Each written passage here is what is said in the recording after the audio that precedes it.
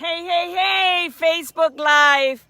I hope and trust to God that you and your family and this beautiful day that you are well, that your family is well, and that those in your world continue to be well because God is still on the throne and because you are that voice of peace, you're that voice of certainty, you're that voice that's encouraging them to actually push forward. Barbie, thank you so much for watching. I love and appreciate you.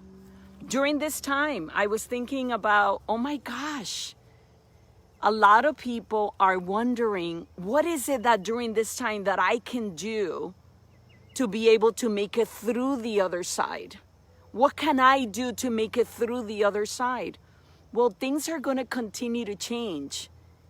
And it is up to you and I to continue to change with the time. We can be in denial, which is fine. You know, it's like we're going through all the steps of grieving, right?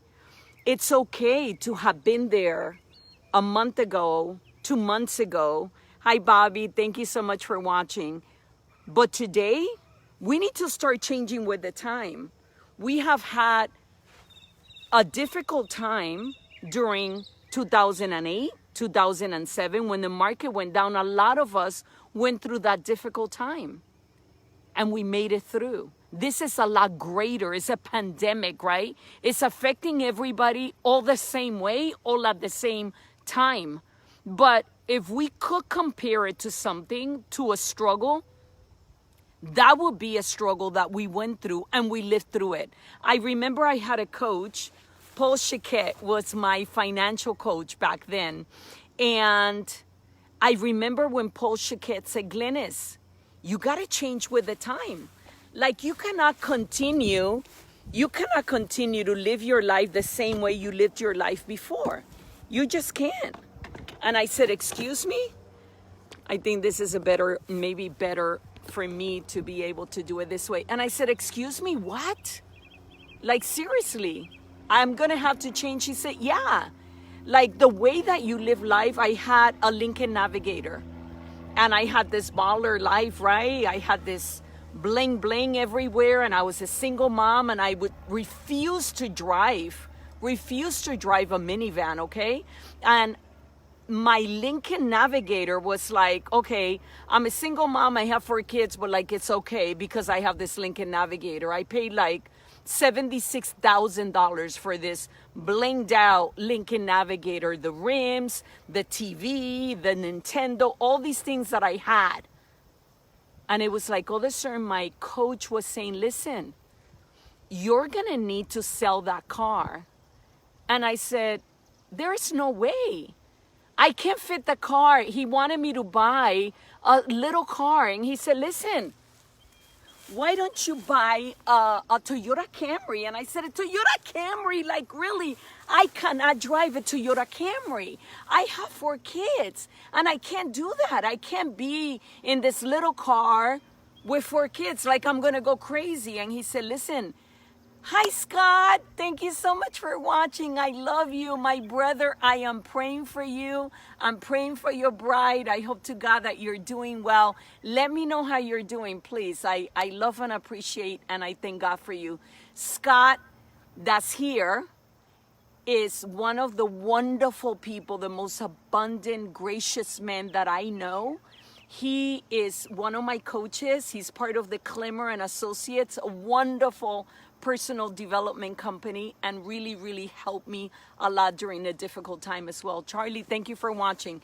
But you know, this is the thing.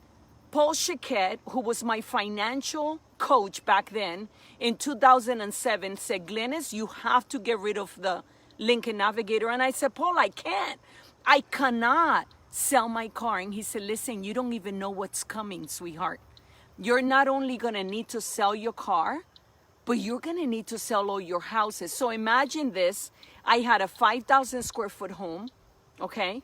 I was living in one, renting another in the same community. I owned another home in another community. I had a rental property in Broward. I had this car. I had this lifestyle.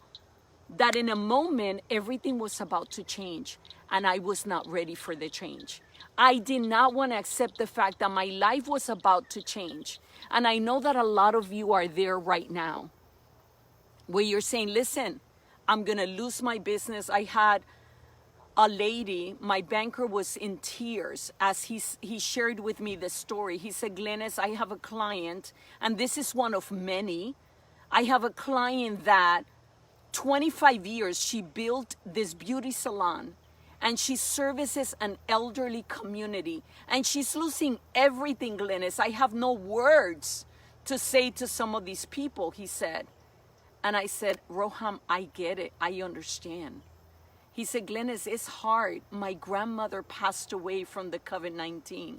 And as we are celebrating her live on a Zoom call, my cousin did not show up because the call was at 8:30 p.m. and her dad passed away at 8:10 p.m.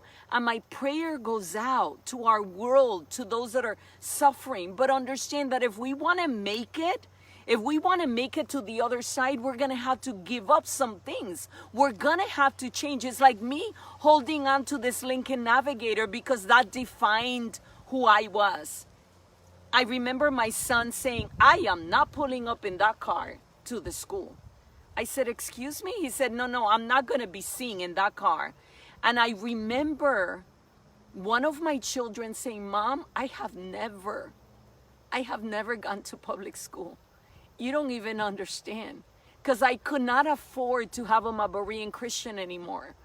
I have 4 kids a Berean Christian, and it was more than my mortgage. And my coach said, you cannot longer afford to have them there. I thank God for someone anonymous that actually decided to pay for our Vanessa to finish high school in the high school. Because Mama could not afford it. I was a single mom. Corey and I were not married yet. And I could not afford to pay. But somebody, the Lord brought somebody to pay for her school. And that's how my daughter ended up graduating from Berean Christian. So imagine that. I have to put all my houses up for sale. I had to get rid of my car. We go from a Lincoln Navigator to a Toyota Camry that was a 2000, what was it? Oh my gosh, I'm trying to think. No, it wasn't even a 2000. It was a 1995 in 2008. I think it was a 95 Toyota Camry that I bought for like, I want to say like $2,500. And he said, that's a good, reliable car that you will never have a problem with. And this you can afford. And it was devastating. And I thank God for that because that's what kept me. Darlene, I love you. Thank you so much for watching. Darlene, you remember that Lincoln Navigator? You rode in that Lincoln Navigator. It was bling to another level. These kids had Nintendo. They had their TV. They had, you know, they could play their videos. They could do anything in this Lincoln Navigator. And all of a sudden, I had to get rid of that. And I am saying to you today that you and I are stronger than all that. Yes, you remember, right? Then all that. I love you, Darlene, and I trust and pray that your family's well. Say hi to your beautiful kids and to your mama and daddy and the whole family. But, you know, life continues to change. Life continues to change, and you and I just need to be ready to go along with that change. Whatever that looks like, we cannot continue to do what we did before COVID-19. It's just not the same. As business owners, we cannot continue to do the same. As parents, we cannot continue to do the same. Darlene is a stay-home mom, and right now she's homeschooling these kids, right? Right? That's so, Darlene, and that's the world, and that's the nation. Things have changed, and we need to change with it. So the things that we did 2 months ago, maybe we can't continue to do them, but that's okay because it's going to make us stronger. When I talk about the Lincoln Navigator and my story with the car, well, my kids are better because of that. They are, because their life changed. Everything that they thought they had and everything that defined them and their identity, in a moment, it changed. Mom sold everything. She went from living in a 5,000 square foot home to renting a home, to being a landlord, to now she's paying the rent to the landlord. From having this car to having this little Toyota, did I change? No, I was the same mom, actually probably a better mom because I had less anxiety. And today it may be that you and I need to define our lives differently. Today, right now, I'm only at home because my car right now is in the shop. Out of all times, my car is in the shop and it's going to cost $4,000 for a new engine. And I'm going, but if my car was fine, I would be driving Uber right now because the world has changed. And this girl, if one thing I've had, I don't have all the answers other than Jesus is the answer. I may not have all the answers, but I know one thing for sure. For sure, like I know my name is Glenis, for sure, the one thing that I know is that I have the ability to figure this out. And Nicolette, you have the ability to figure this out. You figured it out before. And you and I have done it before. And because we have done it before, we can take care of that. And that could become our foundation. God is with me. I'm not alone. I'm not afraid. Or it may be that I am afraid. And it's okay to say to God, you know what? I'm frightened. I don't know what's going on. I'm filled with anxiety. I remember crying myself to sleep and saying, God, I don't even know. I don't even know how I got here. Like I try to plan everything in my life. You know, I invested after I was here a year in Florida. And I thought I knew the market and I put all my money out there. And now I'm losing everything, God. And I don't have any money to feed these 4 kids. And God, what am I going to do, God? And it's okay because God understands when we're scared. There's no better place to go than going to God when we're scared. Life is going to change. Life is going to continue to change. But our God will never change. He's truly the answer. The same God that saw me through then is the same God that's going to see me through. And things may change a little. It may be that you, Darlene, have to come back home. It may be, you know, that one of our kids has to come back home. And that's okay. It may not be so good for us because we're empty nesters and we may not be so happy, but life is going to change.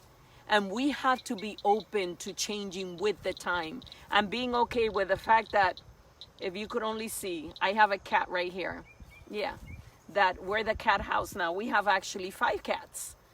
We never had cats. Now we have 5 because we started feeding one. And that's the gift that our Daniel left us before he actually moved out. He started feeding 1 cat and now we have 5.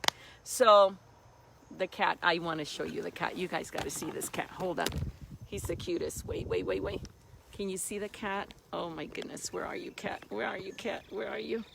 Can you see the cat? I hope you can see the cat. Yep. The cat is just walking, minding his own business. But, yeah, so just be ready to change with the times. Just be ready to say, okay, God, I don't know what's happening. I don't know what tomorrow may look like, but I know that you hold tomorrow. I know that you're my Jehovah Jireh. I know that you are my provider. Hi, Michelle. Thank you for watching. I know that you're my provider. I know that there's no weapon that's formed against me that will ever prosper.